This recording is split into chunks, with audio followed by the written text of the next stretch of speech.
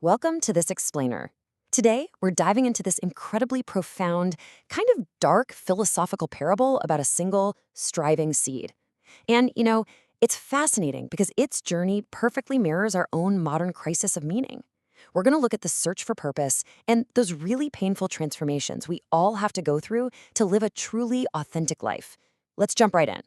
So, I want you to picture a lush, beautiful valley where the sun absolutely never sets. These are known as the Gardens of Armida. It sounds like total paradise, right? Well, not quite.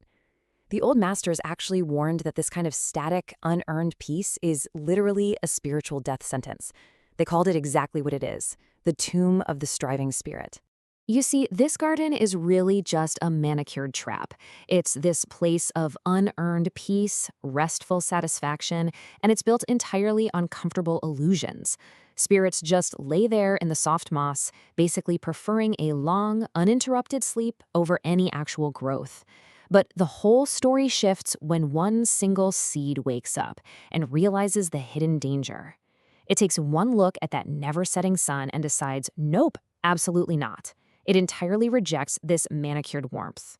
To escape this false paradise, the seed makes this radical, completely deliberate descent straight away from the light. It actually buries itself deep down into the dark soil of what's called the seventh solitude. Down there, completely stripped of all those comfortable illusions, it has to endure profound cold, utter silence, and just total crushing isolation. Now, we absolutely cannot mistake this descent for despair.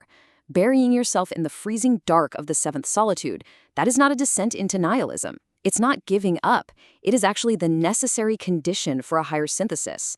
Think about it. You really can't grow until you strip away the false comforts that are holding you back. This total darkness is the absolutely essential preparation for the seed's ultimate transformation. So, buried down there in the pitch black, the seed undergoes something called staggering. It's this painful heightening, this intense metamorphosis that happens entirely out of sight. Deep within that dark soil, the seed's internal pressure, all that raw, completely unexpressed potential, it just builds and builds until it reaches its absolute limit. The isolated seed takes in all of that cold, all the silence, all the darkness, and translates it into pure pressurized potential energy. The tension becomes entirely unsustainable. Something just has to give. And then, the pressure of that Steigerung becomes so immense that the seed coat finally cracks. It is a violent, incredibly painful shedding of its protective layer. But here's the thing. This crack is the only way to leave that artificial garden behind forever. It's the definitive break from all the illusion. Having finally cracked its shell, that very first green shoot breaks right back up into the light.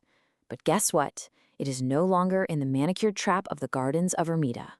No, it has stepped right into the untamed architecture of nature.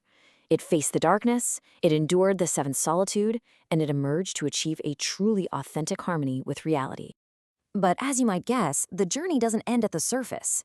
The exact moment this newly grown plant emerges, its spirit is greeted by the chorus mysticus. It's this awe-inspiring, totally overwhelming song of existence. Yet, the plant very quickly realizes it's standing at a massive philosophical crossroads, because this chorus, it's actually two entirely different competing songs pulling the plant in totally opposite directions. And this right here is the great debate of the striving spirit. Having earned its place in reality, which song is it going to follow? On one side, you have the eternal feminine, pointing straight upward to the heavenly heights. And on the exact opposite side, you have the daredevils of the spirit, singing right through the plant's own leaves, pointing right back down to the earth. Let's break these down. So if the plant looks upward toward the heavens, it hears the song of the old mystics. This is the powerful call of the eternal feminine, singing about a world behind the veil. It offers this magnificent metaphysical rescue, basically promising to pull the spirit upward and on. And what this song really does is it wraps all of the plant's prior pain, the freezing cold, that terrifying seventh solitude, the violent cracking of the seed, it wraps all of that in an ultimate transcendent purpose. It's basically saying, your suffering mattered because there is a higher heaven. It points to the heights entirely outside of normal space and time, justifying the entire struggle through a transcendent rescue far, far above the dirt.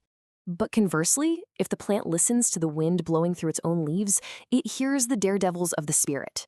And they sing of what they call a joyful superficiality. This chorus completely rejects the need to point to the clouds to justify existence. Instead, it points to the ripple on the water, the beauty of the mask. It offers a cleaner devotion, one that finds profound, intense meaning right here on the surface of the earth. These spirits, they choose to worship the curtain itself. They absolutely don't need a metaphysical heaven to justify their pain. They just adore the melody of the material world exactly as it is, finding this deep, beautiful devotion in everyday tangible reality. And so, the plant realizes that surviving the seventh solitude has ultimately granted it a profoundly difficult choice. We all have our own comfortable gardens of Armida to escape, right? Those manicured traps of unearned peace that just slowly numb our potential. But once you endure the dark soil, and after you crack your own seed coat through that painful staggering to finally emerge into reality, which of these two songs are you going to follow? Will you seek out an ultimate, transcendent purpose up in the heights, or will you find your deepest devotion right here, on the magnificent surface of the earth?